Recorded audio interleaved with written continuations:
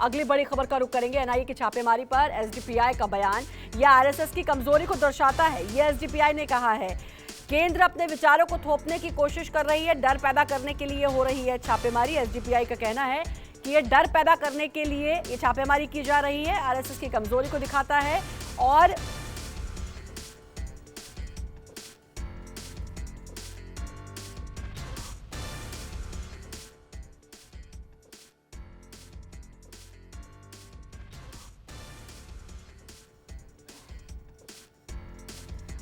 तो एसडीपीआई ने अब कहा है कि डर पैदा करने के लिए छापेमारी हो रही है और एनआईए की छापेमारी पर एसडीपीआई का बयान आया है और कहा है कि आरएसएस की कमजोरी को यह दर्शाता है।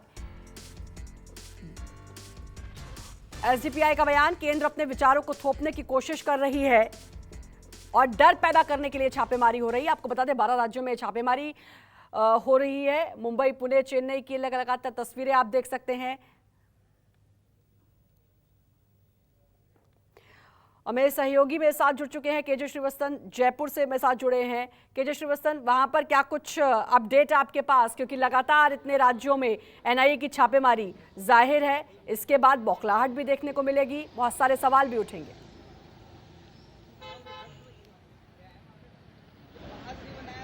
जी बिल्कुल, देखिए बौखलाहट भी देखने को मिल रही है क्योंकि जयपुर में आज जब करीब 3:30 बजे तड़के एनआईए की टीम मोती डूंगरी रोड पर स्थित पीएफआई के दफ्तर में छापेमारी के लिए पहुंची तो सुबह से ही वहां पे कार्यकर्ता जमा थे। एनआईए की टीम 4 घंटे की दबिश के बाद वहां से चली तो गई, लेकिन इन कार्यकर्ताओं ने सड़क पर आकर केंद्र के खिलाफ नारेबाजी की। एसडीपीआई का जो हाल ही में बयान अभी आज आया थोड़ी देर पहले, उसके पीछे भी कारण है क्योंकि केवल छापेमारी की ये कार्रवाई पीएफआई पर नहीं हुई है। राजस्थान में एसडीपीआई के सेक्रेटरी भी गिरफ्तार किए गए, सादिक उनका नाम है।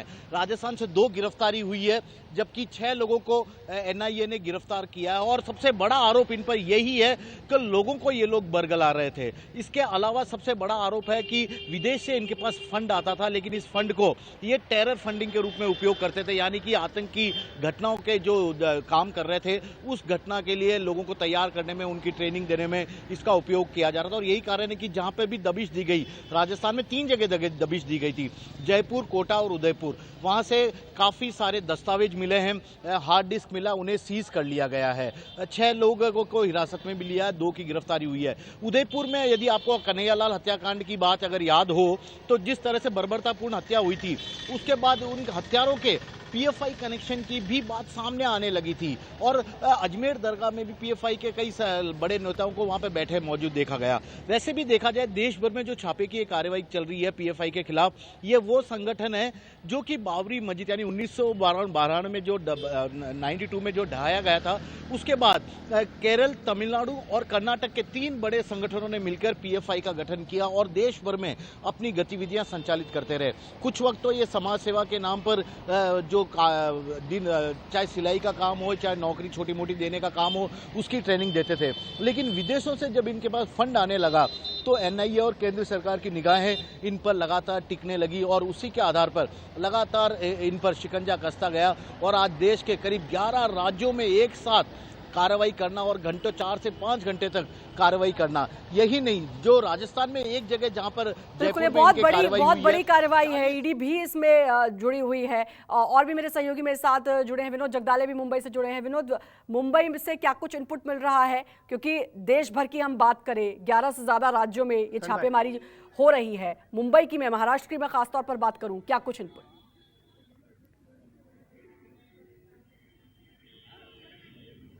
देखिए, महाराष्ट्र की अगर मैं बात करूं तो जो एनआईए की रेड चल रही है देश भर में, सबसे ज्यादा गिरफ्तारियां केरल में हुई है, 22 गिरफ्तारी, और केरल के बाद महाराष्ट्र से 20 लोगों की गिरफ्तारी यहां पर हुई है।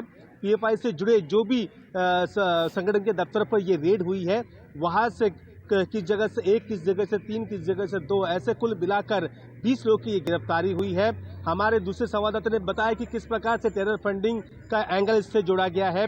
इसके अलावा जो एक ट्रेनिंग कैंप का आयोजन का भी आरोप वहां पर लगा है। और महाराष्ट्र में ये 2 एजेंसी, जैसे एनआईए और ईडी काम कर रही थी, उसकी मदद में महाराष्ट्र एटीएस ने भी उनकी वहां पर मदद की है और ये गिरफ्तारी हुई है। महाराष्ट्र में खास करके हमेशा जब बात आती है तो इस प्रकार की छापेमारी की, तो मराठवाड़ा का जो इलाका है उसे खासकर नजरअंदाज नहीं किया जा सकता। मराठवाड़ा के औरंगाबाद में देर रात रेड हुई है, जालना में भी यहाँ पर रेड हुई है, नवी मुंबई में रेड हुई है, फुल एक्शन मोड में दिखाई दे रही है। अब मैं अमिताभ का रुख करना चाहूंगी, पटना से जुड़े हुए हैं अमिताभ। बहुत सारे इनपुट्स मिल रहे हैं, ट्रेनिंग दी जा रही है, छत पर कराटे के नाम पर पीएफआई ट्रेनिंग दे रहा है।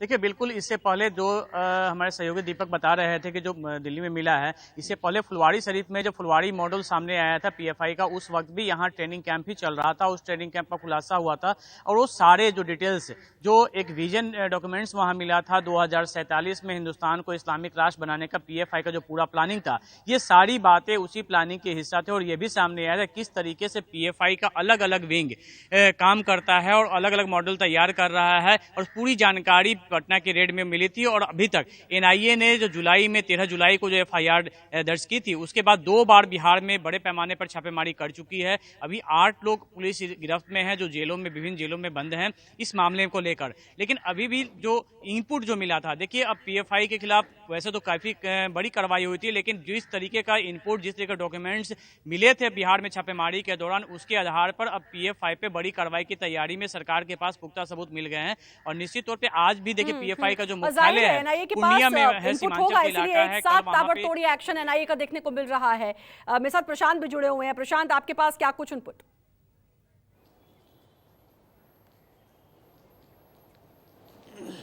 देखिए, रेड के बाद जो ब्रीफिंग हुई है गृह मंत्री को, उसमें ये बात निकल के आई है, जो जानकारी मिली है कि उनको बताया गया है कि इसमें क्या क्या चीज़ें मिली हैं और क्या क्या निशाने पे था।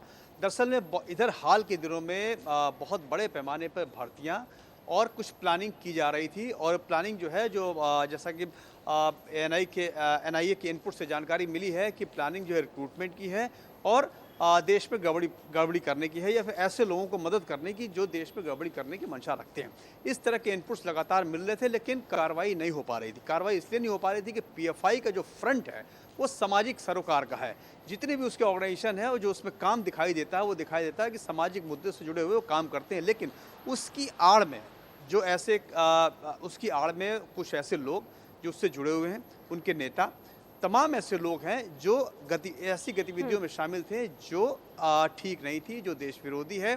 टेरर फंडिंग, जो पैसा बाहर से आ रहा था, उसका इस्तेमाल वो कहाँ कर रहे हैं, कहीं भी जो कहीं आंदोलन हो रहा है, आंदोलन को खड़ा करना, उसको चलाना, उसकी फंडिंग करना, उसको लंबे समय बिल्कुल। अभी ये गिरफ्तारियां हुई हैं और जाहिर है इनसे बहुत कुछ खंगालेगी एनआईए और बहुत कुछ निकल कर भी सामने आएगा। बहुत बहुत शुक्रिया आप सभी का तमाम जानकारी देने के लिए। वक्त एक छोटे से ब्रेक का, बने रहिए न्यूज़ 24 के साथ। नमस्कार, मैं हूं मानक गुप्ता।